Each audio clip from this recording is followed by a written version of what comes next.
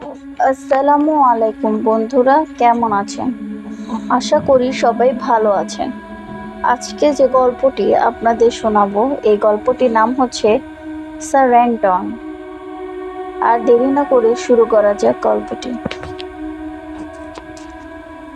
ইরা এখন প্লেনে বসে আছে। জানালা দিয়ে সে বাইরের আকাশ দেখছে। তার কাছে সবকিছুই যেন এখন ছোট মনে হচ্ছে। যেহেতু প্লেনের বাইরে সে তাকিয়ে আছে, তার পাশে মনিও বসে আছে। মনি হচ্ছে একজন ইউটিউবার, একজন ব্লগার। দেশ বিদেশের বিভিন্ন পর্যটনীয় এলাকায় যেয়ে সে ব্লগ বানায় এবং সেগুলো ইউটিউবে আপলোড করে। এটা এখন তার পেশায় পরিণত হয়েছে এবং পাশাপাশি সে ইরার বান্ধবীও। তারা দুজনই এখন ইন্দোনেশিয়া দেশের দিকে রওনা দিয়েছে। কিন্তু ইরা ইন্দোনেশিয়ায় ঘুরতে যাওয়ার জন্য যাচ্ছে না। সে আসলে যাচ্ছে তার বাগদত্তা রাতুলকে খুঁজতে। হ্যাঁ, 5 বছর আগে রাতুলও ইন্দোনেশিয়ায় গিয়েছিল কিছু পর্যটনীয় এলাকার ব্লগ বানাতে। কিন্তু 5 বছর আগে সেখানে যেয়ে সে হঠাৎই নিখোঁজ হয়ে যায়। তার আর কোনো হদিসই পাওয়া যায় না। এমনকি রাতুলের সাথে তার বন্ধু সিয়ামও ছিল। সিয়ামও রাতুলের সাথে ইউটিউব ভিডিওতে পাশাপাশি কাজ করত। রাতুল ছিল একজন ভ্রমণ পিপাসু ছেলে। সে সবসময় বিভিন্ন পর্যটনীয় এলাকায় যেয়ে বিভিন্ন ব্লগ বানাতো। সেটা ভিডিও বানাতে সে খুবই পছন্দ করত। এরপর সে এই নেশাকে তার পেশায় পরিণত করে ফেলে। দেশ বিদেশের বিভিন্ন পর্যটনীয় এলাকায় যেয়ে বিভিন্ন ভিডিও বানিয়ে ব্লগ তৈরি করে সে ইউটিউবে আপলোড দেয়।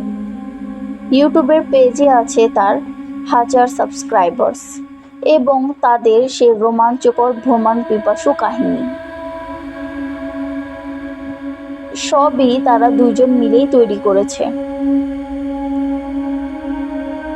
5 বছর আগে রাতুলও ইন্দোনেশিয়া দেশের দিকে রওনা দিয়েছিল। তার বাবা রাতুলের এই কাজ মোটেই পছন্দ করেন না, কারণ তিনি চান রাতুল তার ব্যবসায়িক কাজে মন দেয়। কিন্তু রাতুলের ছিল আলাদাই জীবন। সে মোটেও তার বাবার পারিবারিক ব্যবসায়ের কাজে বেশি একটা ইন্টারেস্টেড ছিল না। তার মন চেয়েছে সে ইউটিউবার হবে, তাই সে হবেই। যাই হোক, এরপর যখন তার নিখোঁজের সংবাদ তার বাবা পায়, তখন রাতুলের বাবাও ছুটে যায় ইন্দোনেশিয়াতে। সেখানে যেখানে সে ছিল সেখানে পর্যটনীয় এলাকার আশেপাশে সব জায়গায় তাকে খোঁজ করে। সেখানকার পুলিশও রাতুলের বাবাকে বলে যে এখানে প্রায় মানুষ এরকম নিখোঁজ হয়ে যায়। তাদের আর কোনো হদিসই পাওয়া যায় না, যেন মনে হয় যে তাদের কোনো অস্তিত্বই নেই এখানে। এরপর 1 বছর কেটে যায়, 2 বছর কেটে যায়।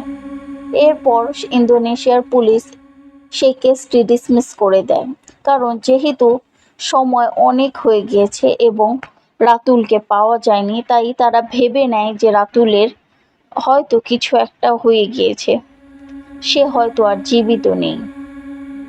রাতুলের বাবাকে খালি হাতেই দেশে ফিরতে হয় এবং সেই থেকে রাতুলের মাও অসুস্থ অবস্থায় থাকে। 5 বছর আগে ইরার সাথে রাতুলের এঙ্গেজমেন্ট হয়ে গিয়েছিল অনেক আগেই। তারা ছিল কলেজ জীবনের অনেক ভালো বন্ধু। বন্ধুত্ব কবে ভালোবাসায় পরিণত হয় সেটা তারা নিজেই জানে না।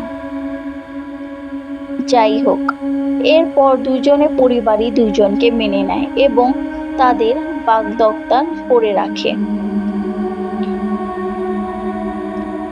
রাতুল ইন্দোনেশিয়া যাওয়ার সময় ইরাকে বলে গিয়েছিল যে সে যে জায়গায় যাচ্ছে সে জায়গায় একটি অদ্ভুত কাহিনী আছে।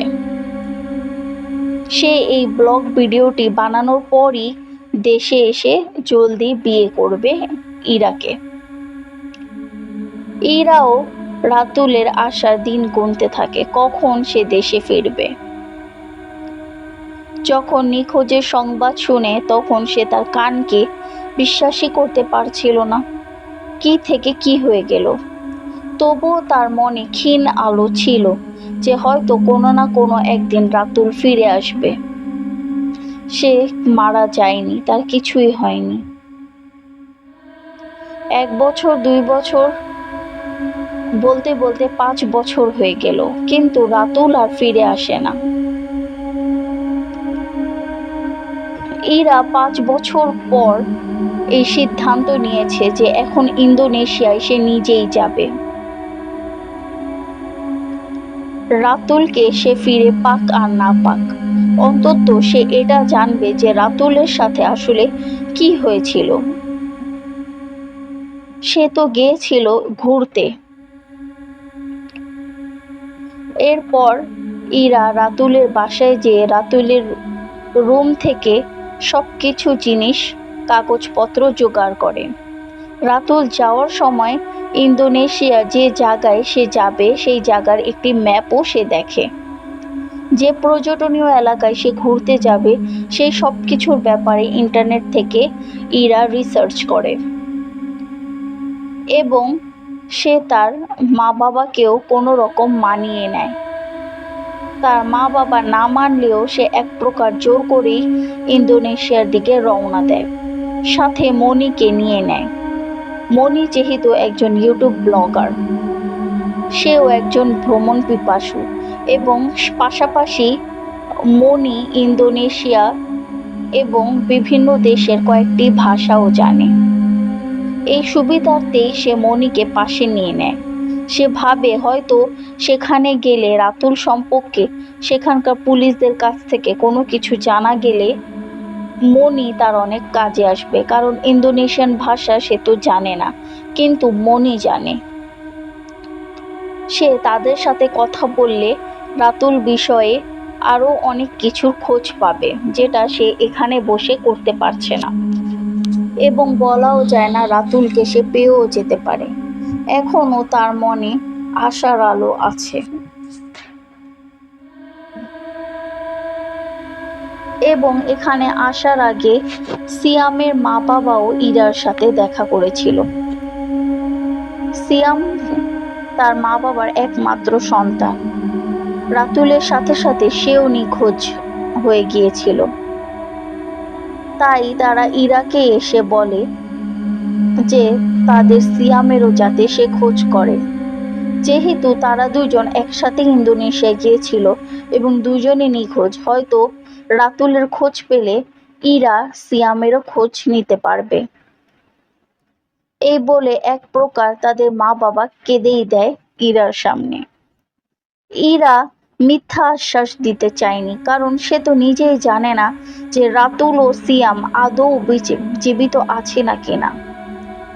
কিন্তু সিয়ামের মা বাবাকে সে বলে আসে যে অন্তত সে এটা জানবে যে তাদের সাথে কি হয়েছিল। তারা সত্যি নিখোঁজ হয়েছে নাকি কেউ তাদের সেখানে নিখোঁজ করে ফেলেছে। এইসব কথাই এখন বসে বসে ইরা ভাবছে। মনি তাকে একটু ঘুমাতে বলল, কারণ মনি বলল যে ইন্দোনেশিয়ায় যাওয়ার পর তাদের আরো অনেক জার্নি বাকি আছে। তারা যাচ্ছে ইন্দোনেশিয়া দেশে জাভা প্রদেশের ট্রাঙ্গালেক নামক একটি গ্রামে। সে গ্রামটি বহু দূরে। তাই মনি ইরাকে বলল যে এখন কিছু না ভেবে একটু রেস্ট নিয়ে নিতে। এরপর ইরাও এসব ভাবতে ভাবতে তার চোখ দুটো বন্ধ করলো। ইরা ও মনি এখন ইন্দোনেশিয়ায় দাঁড়িয়ে রয়েছে। ইরা সময় নষ্ট না করে জলদি মনিকে বলল জাভা প্রদেশের দিকে রওনা দিতে। জাভা প্রদেশ হচ্ছে ইন্দোনেশিয়ার একটি দ্বীপের মতো। সেখানে আছে হাজারো গ্রাম। সেই গ্রাম মিলেই জাভা প্রদেশ গঠিত। মনিও আর সময় নষ্ট না করে জলদি তাদের গাড়িতে উঠে বসলো এবং উঠে তারা রওনা দিল জাভা প্রদেশের দিকে। জাভা প্রদেশের ট্রাঙ্গলক নামক যে গ্রামে তারা যাচ্ছে সেটি জাভা প্রদেশের পূর্ব দিকে অবস্থিত এবং রাতুলও সেখানেই গিয়েছিল। সেখানে ট্রাঙ্গলিক নামক গ্রামের পাশেই একটি ঝর্ণা রয়েছে। ওয়াতু কাদাং নামের এই ঝর্ণাটিতেই রাতুল ঘুরতে গিয়েছিল। ইরা গাড়িতে বসে বসে স্পষ্ট মনে করছে রাতুলের শেষ কথা। রাতুল ইন্দোনেশিয়ায় পৌঁছেই সেদিন ইরাকে ফোন দিয়েছিল যে সে ঠিকঠাক মতো পৌঁছে গিয়েছে এবং তারা এখন সেই গ্রামেরই একটি হোটেলে উঠেছে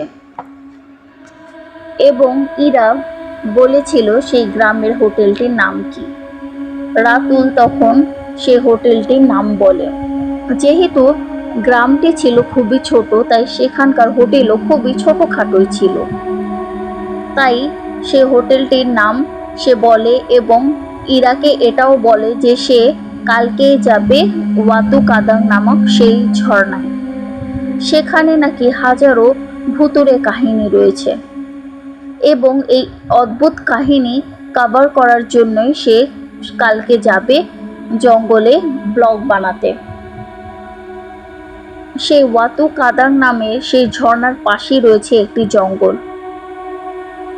সেই জঙ্গলেই রাতুল ও সিয়াম ক্যাম্প করার কথা ছিল। এটাই ছিল রাতুলের শেষ কথা। এরপর তো সে আর খোঁজই পায়নি রাতুলের। এখন ইরাও সেই সব জায়গার দিকেই রওনা দিচ্ছে।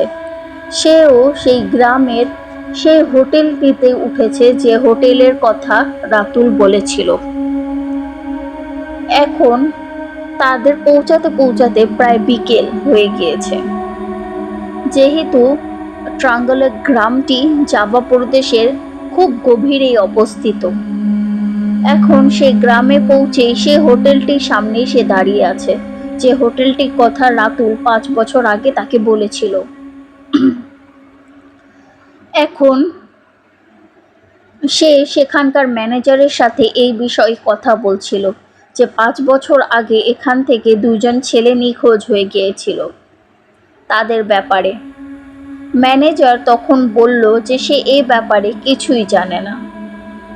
তখন ইরা বলল যে সে এই হোটেলটিতে কত বছর যাবৎ কাজ করছে। তখন ম্যানেজার বলল সে এই হোটেলটিতে 10 বছরেরও বেশি সময় ধরে চাকরি করছে ম্যানেজার পদে। তখন ইরা বলল যে যদি সে 10 বছরে বেশি সময় ধরে এখানে কাজ করে থাকে তাহলে রাতুলকে সে অবশ্যই চেনে এবং এই হোটেলে পুলিশও এসেছিল। রাতুলের বাবা যখন এই গ্রামে আসে খোঁজ নিতে যে রাতুল কোথায় গিয়েছে এবং এখানে থেকেই সে নিখোঁজ হয়েছিল এবং তার খোঁজ না পাওয়ার পর পুলিশ তার সব ব্যাগপত্র এবং জিনিসপত্র এই হোটেল থেকেই রাতুলের বাবাকে ফিরিয়ে দিয়েছিল। তাই সে ম্যানেজারকে এক প্রকার জোর দিয়ে বলে যে আপনি ছিলেন সেই ব্যক্তি যিনি রাতুল ও সিয়ামের সব কাগজপত্র এবং ব্যাগপত্র দিয়েছিলেন রাতুলের বাবাকে। এরপর সে এক প্রকার জোর করে যে রাতুল কখন এবং কি বলেছিল বা তার সাথে কেউ দেখা করতে এসেছিল কিনা বা সে কখন সেই ঝর্ণায় গিয়েছিল সব ডিটেলস যেন তাকে বলতে। ম্যানেজার তখন বলে যে সে আসলে কিছুই জানে না, কারণ রাতুল ও সিয়াম তো তাদের গেস্টই ছিল, এই হোটেলে তো তাদের গেস্ট হিসেবেই উঠেছিল তারা। এবং একদিন বিকেলবেলা সে রাতুলকে এবং সিয়ামকে দেখেছিল তারা কিছু জিনিসপত্র নিয়ে বাইরে বের হচ্ছে। ম্যানেজারকে তখন তারা চাবিটি দিয়ে দেয় এবং বলে যে আজকে তারা আর বাড়ি ফিরবে না। ম্যানেজার তখন শুধু এতটুকুই বলেছিল যে আপনারা কখন ফিরবেন। তখন রাতুল বলেছিল যে আমরা কাল ভোরে ফিরতে পারি। এই বলেই তারা হোটেল থেকে বের হয়েছিল। এর বেশি ম্যানেজার কিছুই জানে না। তখন ইরা বলে যে রাতুল ও সিয়াম যে রুমটিতে ছিল তাকেও যেন সেই রুমটি দেয়া হয় এখন। ম্যানেজার তখন বলে যে ঠিক আছে। সৌভাগ্যবশত সেই যে রুমটি রাতুল ও সিয়াম 5 বছর আগে উঠেছিল যে রুমটিতে, সেই রুমটি খালি ছিল। তখন ম্যানেজার ইরা ও মনিকে সেই রুমটি দিয়ে দেয়। ইরা তখন রুমে যে খুবই ভাবুক হয়ে পড়ে, তার রাতুলের সব কথাই মনে পড়ছিল। 5 বছর আগে যখন তারা প্রেমের বন্ধনে লিপ্ত হয় তখন থেকেই তাদের সব স্মৃতি রাতুলের তার মনে পড়ছিল ইরার, এবং রাতুলের শেষ কথাও তার মনে পড়েছিল। রাতুল এটাও বলেছিল যে তারা এক্ষুনি লাইফ করবে। এটাই ছিল তার শেষ কথা ইরার সাথে। যাই হোক, এখন ইরা আর সময় নষ্ট না করে মনিকে বলল যে চলো এখনই সেই ঝর্ণার কাছে যাওয়া যাক। কিন্তু মনি বলল যে আজকে তো তারা সারাদিনই জার্নির মধ্যে কাটিয়েছে এবং বিকেল হয়ে গিয়েছে এবং সেই ঝর্ণার কাছে যেতে যেতে এখন রাত হয়ে যাবে। সেই গ্রাম থেকে ঝর্ণা বেশি দূরে নয়, মাত্র আধা ঘন্টার পথ, কিন্তু তবু রাত হয়ে যাবে। এবং মনি বলল যে এই ওয়াতুকাদাং ঝর্ণার কিছু ভুতুড়ে কাহিনী রয়েছে। এখানকার মানুষরা বা পর্যটকরা যারাই এখানে বেড়াতে আসে সবাই দিনে দিনে বেড়াতে আসে, কারণ এখানে সন্ধ্যার পর সেই ঝর্ণার কাছাকাছি যাওয়া নিষিদ্ধ আছে। এবং যেহেতু অতীতেও এখান থেকে বহু মানুষই নিখোঁজ হয়ে গিয়েছে, সব বয়সের মানুষই এখান থেকে নিখোঁজ হয়ে গিয়েছে, এটাও এক ধরনের দাবি আছে এখানকার মানুষের। তাই সেই দিনের পর থেকেই সন্ধ্যার পর এখানে বা এই ঝর্ণার কাছাকাছি বা সেই ঝর্ণার পাশে সেই জঙ্গলে কেউই যায় না। সবাই বলে যে সেখানে নাকি এক প্রকার জিন সম্প্রদায় থাকে, তারা মানুষের আনাগোনা সেখানে বেশি পছন্দ করে না এবং তাই তারা সেখান থেকে মানুষদের নিখোঁজ করে ফেলে, বা যদি নিখোঁজ নাও হয় সেই সব মানুষদেরকে তারা পাগল বানিয়ে দেয়। তারা এক ধরনের মানসিক ভারসাম্যহীন হয়ে পড়ে এবং এটা আজীবনের জন্যই তারা হয়ে যায়। মনি ইরাকে বলল যে এগুলো সে ইন্টারনেট থেকে জেনেছে এবং এই গ্রামের মানুষরাও এগুলো বিশ্বাস করে, তাই তো সন্ধ্যার পর থেকে কেউই এখানে যায় না। ইরা তখন ভাবলো যে ঠিক আছে, তাহলে কালকে সকালেই যাওয়া যাক। এবং মনিও বলছে যে সে খুবই ক্লান্ত আজকে। এরপর ইরা আর কিছু না ভেবে লাগেজ থেকে সবকিছু বের করে ঠিক করতে থাকে এবং মনিকে জানিয়ে দেয় যে কাল সকাল হতে না হতেই সে সেই ঝর্ণার কাছাকাছি যাবে এবং সে পর্যটনীয় পুরো এলাকায় ঘুরে ঘুরে দেখবে। তখন মনিও হ্যাঁ বলে যে ঠিক আছে। পরের দিন ইরার ঘুম ভাঙে খুবই সকালে। সে জলদি মনিকেও ডেকে তুলে, কারণ তাদের গন্তব্য হচ্ছে সেই ঝর্ণা। তাই জলদি করে তারা সকালে নাস্তাটা খেয়েই বেরিয়ে পড়ে সে ওয়াতু কাদাং ঝর্ণার কাছাকাছি। এর মধ্যে মণি একজন টুরিস্ট গাইডকে হায়ার করে সেখানকার, কারণ এই দেশ যেহেতু তাদের অজানা এবং এখানে তারা কিছুই চিনে না এবং জানে না, তাই সেখানকার একজন ট্যুর গাইডকে সে হায়ার করে যাতে সে ওয়াতু কাদাং ঝর্ণার আশেপাশের এলাকা এবং সেই জঙ্গলও যাতে সে ঘুরিয়ে ঘুরিয়ে দেখতে পারে এবং তারা নিরাপত্তাভাবেই আবার যেন ফিরে আসতে পারে হোটেলে। যেহেতু মণি সে ইন্দোনেশিয়ান ভাষা জানতো, তাই তার বেশি অসুবিধা হয় না সেখানকার ট্যুর গাইডকে হায়ার করতে। এরপর সেই ট্যুর গাইড তাদের দুজনকেই সে ওয়াতু কাদাং নামক ঝর্ণার কাছাকাছি নিয়ে যায়। ঝর্ণাটি হচ্ছে আসলে আকর্ষণীয়, দেখার মতো, এবং সবসময় সেই ওয়াতু কাদাং ঝর্ণায় ভিড় লেগেই থাকে। ট্যুর গাইড তখন তাদেরকে বলে যে এখানে খুবই আজগুবি জিনিসও মাঝে মধ্যে পাওয়া যায়, কিন্তু এখানকার মানুষদের নিষেধাজ্ঞা আছে যে সেই আজগুবি জিনিস যাতে তারা না ধরে বা তাদের সাথে করে নিয়ে না যায়। মণি তখন বলে যে কেন, সে আজগুবি জিনিস বলতে কি? তখন সেই ট্যুর গাইডটি বলে যে আজগুবি জিনিস বলতে এখানে খুবই অদ্ভুত এক ধরনের চকচকে পাথর এখানে পড়ে থাকতে দেখা যায়, যেন মনে হয় যে কোনো হিরে বা মুক্ত। কিন্তু এই সব জিনিস যদি কেউ ধরে বা তাদের সাথে করে নিয়ে যায়, তখনই সেই মানুষই নিখোঁজ হয়ে যায় বা তারা এক ধরনের মানসিক ভারসাম্যহীন হয়ে যায়। তারা নিজেরাই ভয় পেতে থাকে বা আশেপাশে এমন কিছু দেখতে থাকে যা অন্য মানুষরা দেখে না। ট্যুর গাইড তখন বলে যে এখানকার মানুষদের বিশ্বাস আছে যে এখানে এক ধরনের জিন সম্প্রদায় বসবাস করে এবং তারা এই স্থানটিকে পবিত্র মনে করে এবং মানুষের আনাগোনা তারা বেশি পছন্দ করে না। তাই তো সন্ধ্যার পরপরই এখান থেকে কিছু কিছু গ্রামবাসীরা বলে যে এখান থেকে প্রায় সময় গানের শব্দ শোনা যায়। গভীর জঙ্গল থেকে মনে হয় যে কেউ যেন গান গাচ্ছে বা বাদ্যযন্ত্র বাজাচ্ছে, কেউ নাচ করছে, এরকম শব্দ এখানকার গ্রামবাসীরা শুনতে পায়। তাই তো সন্ধ্যার পরপরই এখানে মানুষের আসা যাওয়া নিষিদ্ধ ঘোষণা করা হয়েছে। কেউ সহজে এখানে সন্ধ্যার পর খুব একটা আসে না এবং আগে যত মানুষই এখানে সন্ধ্যার পর এসেছে তারাই নিখোঁজ হয়ে গিয়েছে।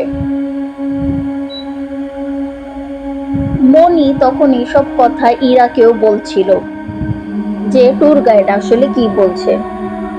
ইরা তখন মনে মনে এটাই ভাবতে থাকে যে রাতুল তাকে শেষবার বলেছিল যে সে আর সিয়াম মিলে ক্যাম্প করতে যাচ্ছে রাতের বেলা সেই জঙ্গলে। তখন ইরাও বিশ্বাস করতে থাকে যে তাদের সাথে এমন কিছুই তো হয়নি। যাই হোক, সে পুরোপুরি বিশ্বাস করতে না পারলেও সেই ওয়াতু কাদাং ঝর্ণার কাছাকাছি সে ঘুরতে থাকে। এরপর ট্যুর গাইড সেখানকার জঙ্গলও তাকে ঘুরে দেখায়। এরপর জঙ্গলটি ছিল খুব একটা বড় না, খুবই ছোট ছিল এবং গভীরও ছিল। যাই হোক, এরপর ট্যুর গাইড তাদের দুজনকে নিয়ে পাশেরই একটি গ্রামে চলে যায় এবং বলে যে এই ওয়াতু কাদাং নামের ঝর্ণার পাশে এই গ্রামটি রয়েছে এবং এই গ্রামের মানুষরাই এখানে রাতের বেলা বিভিন্ন ধরনের শব্দ শুনতে পায় সেই ঝর্ণার কাছ থেকে। এবং এখানকার একটি গ্রামবাসীর সাথে ট্যুর গাইড তাদের কথা বলিয়ে দেয়। সেই গ্রামবাসীটি ছিল খুবই বৃদ্ধ, আসলে সে সেই গ্রামের পঞ্চায়েত প্রধান। ট্যুর গাইড তখন ইন্দোনেশিয়ান ভাষায় তাদেরকে বলে যে তারা দুজন আসলে কেন এসেছে এই গ্রামে, কারণ মণি সে ট্যুর গাইডকে সব কথাই বলেছে যে তারা আসলে তাদের দুজন বন্ধুকে খুঁজতে এসেছে এখানে তখন মণি সে পঞ্চায়েত প্রধানকে ইন্দোনেশিয়ান ভাষায় বলে যে এখানে তাদের দুজন বন্ধু নিখোঁজ হয়ে গিয়েছিল এই জঙ্গল থেকেই। তারা তো এই গ্রামের পাশেই থাকে, তাহলে তারা কি এই 5 বছরের মধ্যে কোনো ধরনের কোনো কিছু দেখেছে বা শুনেছে, বা কোনো ধরনের কোনো মানুষ এখান থেকে অপ্রীতিকরভাবে নিখোঁজ হয়ে গিয়েছে এই সম্বন্ধে তারা কিছু জানে না কিনা? পঞ্চায়েত কমিটি কোনো কিছুই বলে না। প্রধান সে বৃদ্ধ শুধু একটি কথাই বলে যে অতীতে এখান থেকে বহু মানুষই নিখোঁজ হয়ে গিয়েছে এবং তাদের কোনো হদিসই পাওয়া যায়নি। বৃদ্ধ তখন মণিকে বলে যে তার নিজের ছেলেও এই জঙ্গল থেকেই নিখোঁজ হয়েছে এবং আজ পর্যন্ত সে তার ছেলেকে খুঁজে পায়নি, এবং সে বিশ্বাস করে যে এখানে সারেন্টন সম্প্রদায়ের এক প্রকার জিন থাকে। এই জিন গোষ্ঠী আসলে তারা নৃত্য বা গান পছন্দ করে, মানে জিনদের মধ্যেও কিছু ধরনের সম্প্রদায় রয়েছে যারা গান ও নাচ পছন্দ করে এবং তারা আসলে গায়িকা বা নৃত্য পছন্দ করে। এই সারেন্টন সম্প্রদায়ের জিনেরাই এখানে সেই ওয়াতু কাদান ঝর্ণাকে তারা একটি পবিত্র জায়গা হিসাবে বেছে নেয় এবং এখানেই তারা তাদের গান ও নাচ করে, এবং সেখানে যদি ভুল করেও কোনো মানুষের আনাগোনা হয় তখনই তারা ক্ষেপে যায় এবং সেই মানুষকে নিখোঁজ করে দেয়, তাদের সাথে নিয়ে চলে যায়, কিংবা তাদেরকে যদি ছেড়েও দেয় তাহলে তাদেরকে মানসিক ভারসাম্যহীন করে ফেলে। এই কথাটি বৃদ্ধ বলে এবং মণিকে সেটাও বলে যে ভুলেও যাতে সন্ধ্যার পর এই জঙ্গলে সে যাতে না যায়, এবং তাদের দুজন বন্ধু যেহেতু নিখোঁজ হয়েছে তাহলে সে সারেন্টন সম্প্রদায়ের জিনরাই কিছু করেছে। মণি তখন বলে যে তাদের দুজন বন্ধু আসলে বলেছিল তারা রাতে ক্যাম্প করতে এসেছিল এখানে। তখন বৃদ্ধ বলে যে তাহলে যদি তারা রাতে এখানে ক্যাম্প করতে আসে তাহলে তাদেরকে আর কোনোদিন খুঁজেই পাওয়া যাবে না, কারণ যেহেতু রাতের বেলা তারা এখানে অবস্থান করেছিল তাই তারা অবশ্যই সেই জিনদের মুখোমুখি হয়েছিল এবং তারাই তাকে নিয়ে চলে গিয়েছে, তাদের দুজনকে নিয়ে চলে গিয়েছে। এরপর মণি আর কিছু না বলে ইরাকে নিয়ে সেখান থেকে চলে আসে এবং ঝর্ণার পাশেই বসে ইরাকে সব কথাই বলে যে সেই বৃদ্ধ তাকে কি কি বলেছে। ইরা খুব একটা বিশ্বাস করতে চায় না এই কথা, কিন্তু তবুও সে এখন একটা সিদ্ধান্ত নিয়ে ফেলেছে। মণি বলে যে কি সিদ্ধান্ত? তখন ইরা বলে যে সেও রাতে ক্যাম্প করবে এই জঙ্গলে। ট্যুর গাইডকে মণি তখন বলে যে এই জঙ্গলে যদি ক্যাম্প করা হয় তাহলে কি তাদের কোনো অনুমতি নিতে হবে নাকি না,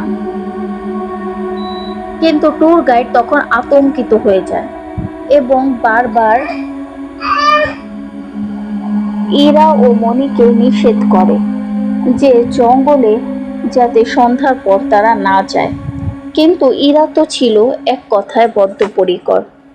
সে বলে যে মণিকে বলে যে এই ট্যুর গাইডকে যাতে বলতে যে সে ইন্দোনেশিয়া এখানে সে ঘুরতে আসেনি, সে আসছে একমাত্র তাদের দুই বন্ধুকে খুঁজতে। এখন যাই হোক সত্যটা সে জেনেই থাকবে, তাদেরকে যারাই নিখোঁজ করুক, কোনো মানুষের দ্বারা বা কোনো জিন দ্বারা যারাই নিখোঁজ করুক সে সত্যটা জানতে চায়। এই বলে সে ট্যুর গাইডকে বলে যে সাহায্য করতে, কারণ যেহেতু এখানে নিষিদ্ধ ঘোষণা আছে সন্ধ্যার পর যাওয়াতে, তাই সে ট্যুর গাইড যেন তাদেরকে সাহায্য করে সন্ধ্যার পর সেই জঙ্গলে যেতে। মণিও ট্যুর গাইডকে সবকিছু বুঝিয়ে বলে। ট্যুর গাইডের আর কিছু করারই থাকে না, কারণ সে তো সচেতন করার তা তো করে দিয়েছে। এরপর সন্ধে হয়। ইরা ও মণি প্রস্তুত হয় ক্যাম্প করতে জঙ্গলে। ইরা তখন পথিমধ্যেই মণিকে বলে যদি তার কিছু হয়ে যায় তাহলে সে যেন এখানে বসে না থাকে, সে যাতে বাংলাদেশে ফিরে যায় এবং তার মা বাবাকে যাতে বলে যে তাকে আর না খুঁজতে, কারণ সে আর ফিরে আসবে না। এটা যাতে তার মা বাবাকে বলে যদি তার এখানে কিছু হয়ে যায়।